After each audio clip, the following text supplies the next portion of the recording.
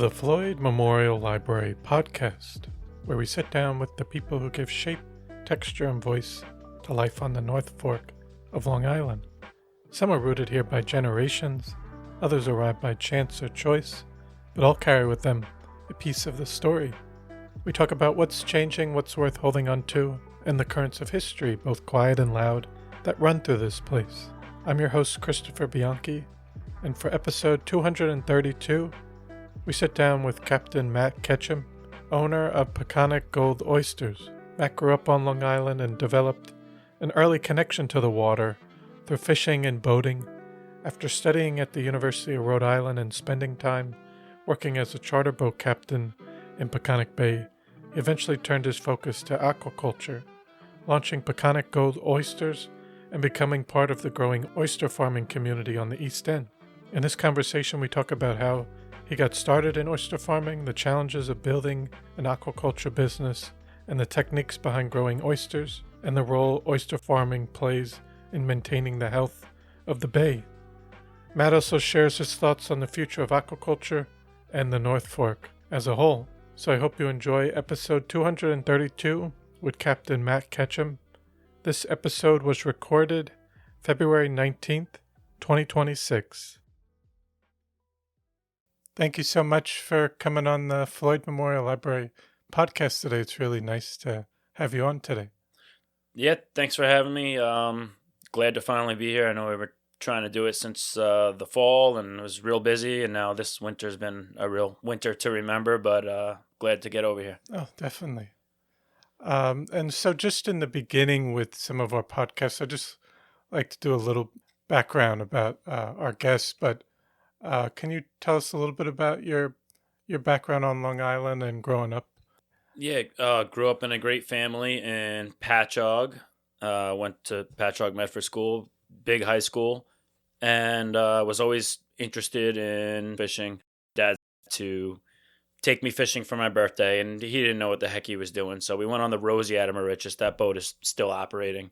And it was a cold, rainy spring day. We went flounder fishing. I was not dressed right. My dad says he kept trying to pull me into the cabin to warm up because he was probably freezing cold too. And for some reason, I stayed at the rail. I caught one flounder, and I kind of fell in love with fishing. Then my first job was at a tackle shop.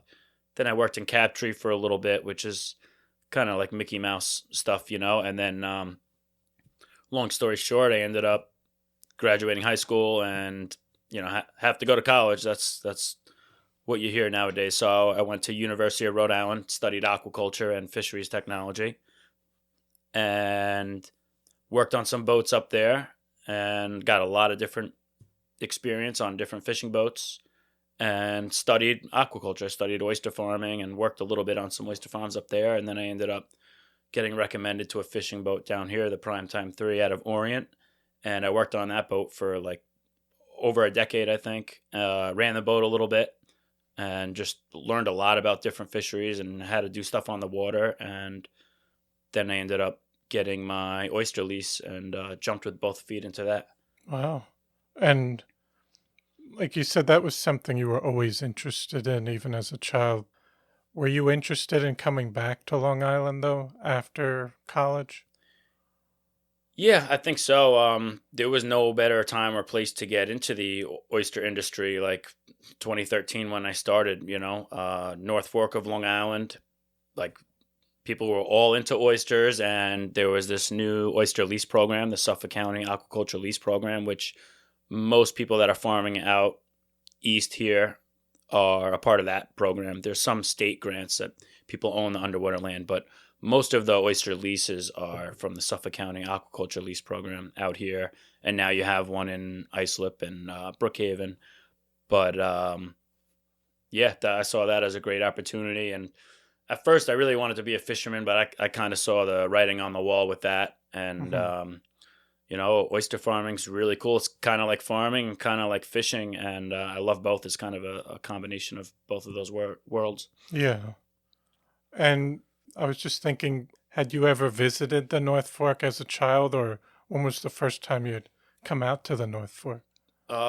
Yeah, well, I might have visited a couple times, but probably like the first time I really was out here that I could remember was when I got recommended to Captain Mike Baccia's boat Okay. in Orient, and then started working deck on that boat, and the fishing was unbelievable back in like I guess around 2009, 2010, and it was Mm-hmm. already kind of going downhill Mm-hmm.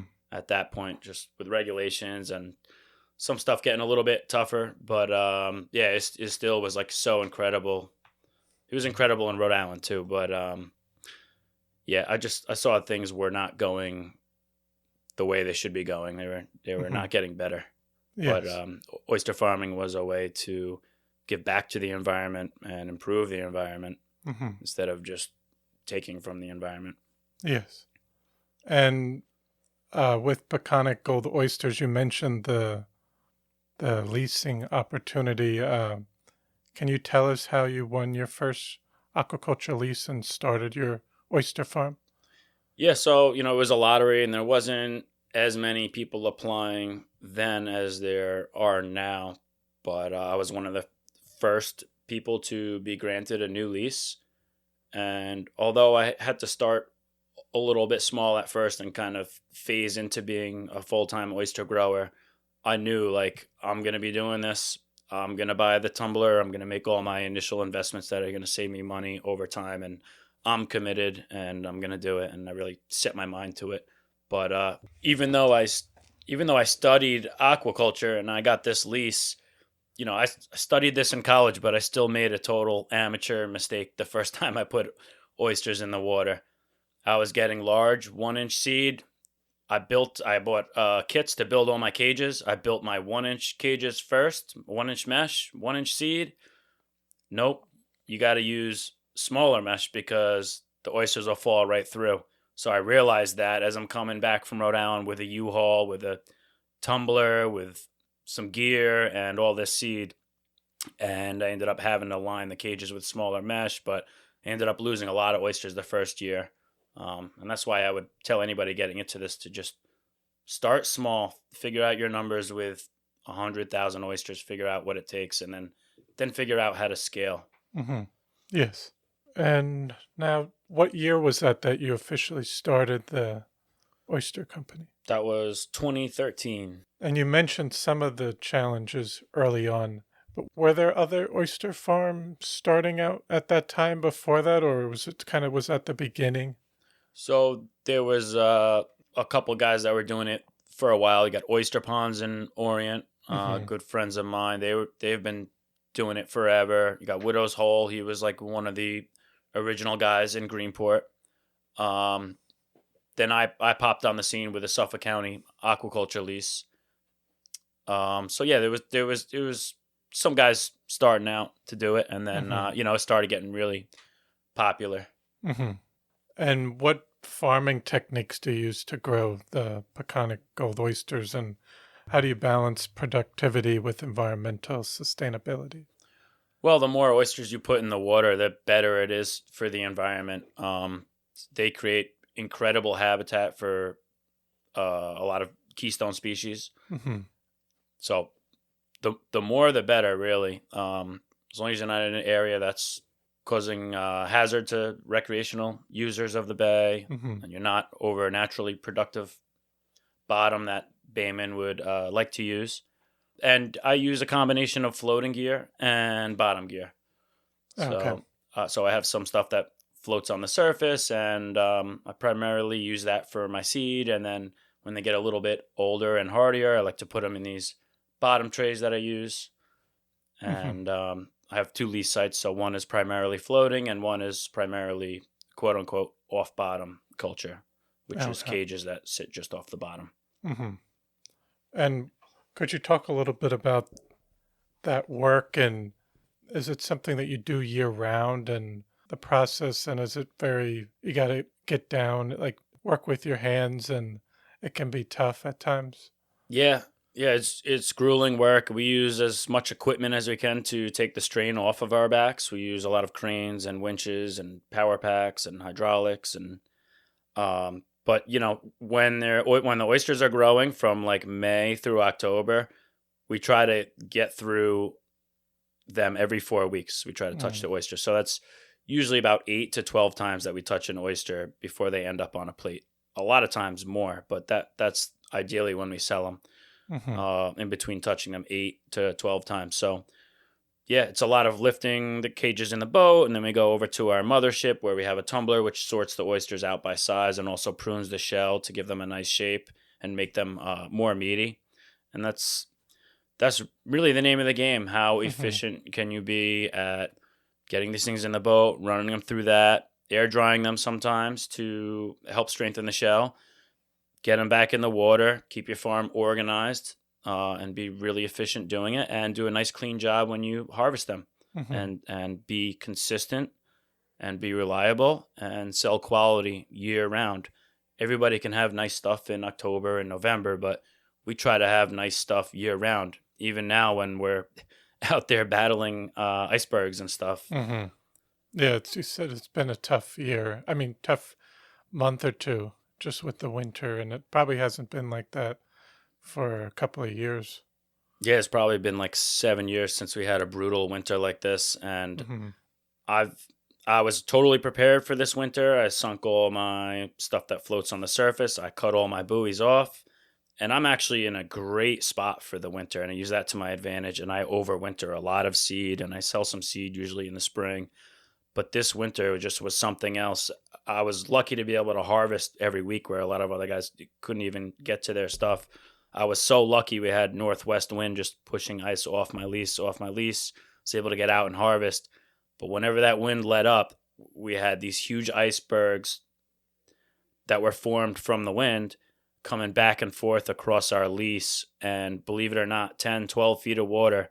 We got icebergs that are scraping the bottom. They're dragging our gear around, crushing our cages. I actually got a picture of, I dropped a couple of my crew off on one of the icebergs. They wanted to get a funny picture. So, yeah, it's just unbelievable. I never thought icebergs would be dragging the bottom in 10 feet of water over there. And it's amazing to watch the ice, how it forms, where it forms, what it can do. Yeah, it's absolutely crazy. Yes. And then have you also in the last decade or so gotten involved in leadership roles within the industry, whether it's the different groups and then collaboration among other oyster farmers and advocates? Yeah, so I served a couple terms on the board of the Long Island Farm Bureau, and that's been a great organization, lobbying at the state level for positive change for farmers. And I'm also the New York State rep on the board of the East Coast Shellfish Growers Association. So that's more national level stuff. And this is just great networking with all the other farmers from the East Coast. And actually, I recently put in a resume. I'd like to get on the Aquaculture Advisory Council for Southold Town. But besides that, yeah, we also have the Long Island Oyster Grower Association, which with the new leadership, our new president that we have now, Eric Koppel, he's doing like an amazing job. He's got a lot of these oyster festivals planned, which has helped us to get our Long Island brand out there in people's faces. And he's done a really good job promoting us, and also has it's been very fruitful with new grant opportunities and stuff, which I've been doing this for over a decade. We never got much for like 10 years. We never got much, and now we have some grants coming in, some help getting equipment and some infrastructure. So that's been really nice to have now finally. Yes. And have you seen just since 2013, just engaging with the community and customers and growth within your business? And are there different markets, like if you have something in New York City, or is it more based out on Long Island with who you suppliers and? Yeah, so like probably 40% of my sales are to, Braun Seafood, and they distribute across the island. I also ship a lot to the city. We just shipped a bunch of stuff today. I also go through the city and some other channels and ship stuff further away, to the west, to the north, to the south. And then I have my farm stand, of course, on Sound Avenue, which most people know about. And that's my favorite. I love going direct to the customer. I love to put my best stuff from that week into my farm stand, and it's really busy. And that's been really great for our brand. And people love to get stuff direct from the farmer, and that's my favorite thing about the North Fork. Yes. I love swapping oysters for vegetables, potatoes. We got a lot of people growing cattle out here now. So it's just awesome place to raise a family. No, I think that's unique about this area. And that was something I was going to ask, just what you enjoy most about the area. But also, just for your business going into the next 5 to 10 years, what excites you most about the future of aquaculture on the North Fork? Well, it's a good question, and I'm always wondering what's my long-term plan, and I've always had a hard time figuring out because, I have a family now, and I want to be there for them, but this job is like all-consuming, and I'm really passionate about it. And a few years ago, like I said, I wasn't sure about my long-term plan, and I said, all right, for the next 3 years, I'm just gonna grow as many freaking oysters as I can. And I kind of hit the wall 2 years ago, overplanted and ended up selling some seed for a little bit of a wash. And I feel like I got my numbers kind of dialed in. Now I had a brutal winter. This is a real big money business, and it's a risky business. And the name of the game is be consistent and avoid disaster.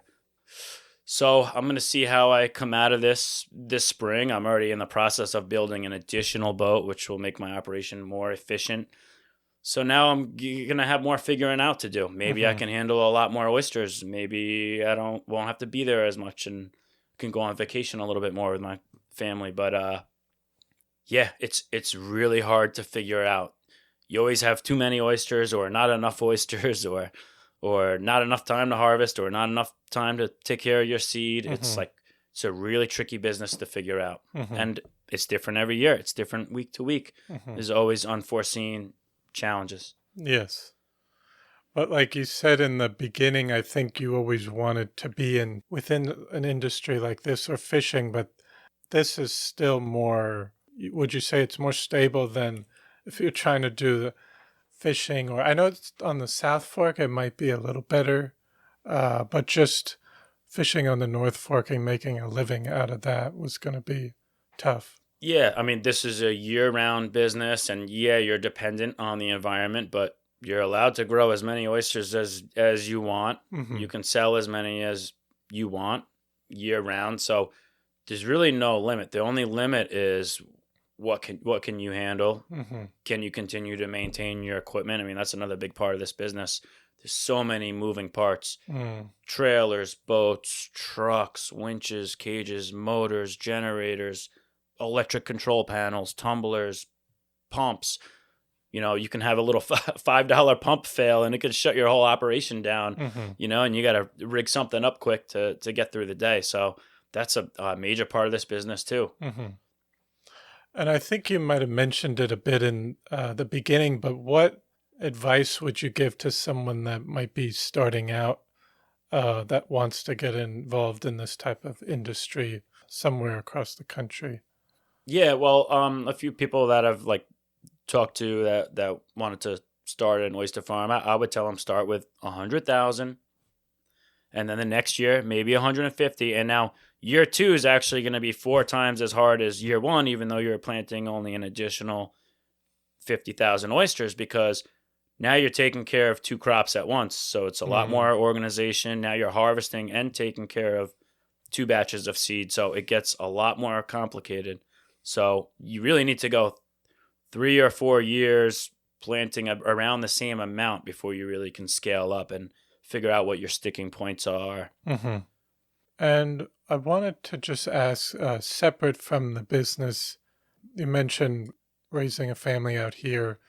What are your hopes for the future of the North Fork and its community down the line? I know people have talked about making sure it has keeping that rural character and farming, but what are kind of your hopes for the future of the area? Well, yeah, you'd love to see young farmers, but unfortunately, there's really not enough of them. You really have to love it to do it, because there's a lot of days like today I'm out there and it's like, man, is this really worth it? I don't know what else I would do. I don't know what else I would want to do. Like, I'm very passionate about it, but Hmm. if you're a normal person and you're not crazy like me, you got to be thinking this makes no sense. Mm. Um, so, the government's helping, and you hate to depend on the government. They're helping with some grants, and we do have a lot of support now, especially from the county Hmm. and at the state level. But yeah, it's a tough business. Farming is tough, but out here, people like to know where their food comes from, and you see that difference even when you travel up island, as we say. Like, people don't have that same connection. They're used to going to Stop and Shop a lot more. Hmm. Out here, people hit the self-serve farm stands. People go to Sangley. People go to Wowak. People go to Traber Farms. And, that connection really means something. And Hmm. my kids almost take it for granted, but that's awesome. Yeah. They know where their food comes from. Because No, we that tell them, these are Brussels sprouts from here. This is cattle from there. no, it's definitely feels different when you know that you're eating stuff that was grown right out here. And I think we can take that for granted, and just like we can with the environment and nature being by the water all the time too. Uh, I think we covered all those questions. Were there any last minute things you'd like to say or discuss that Um, we haven't touched on? yeah, my Instagram.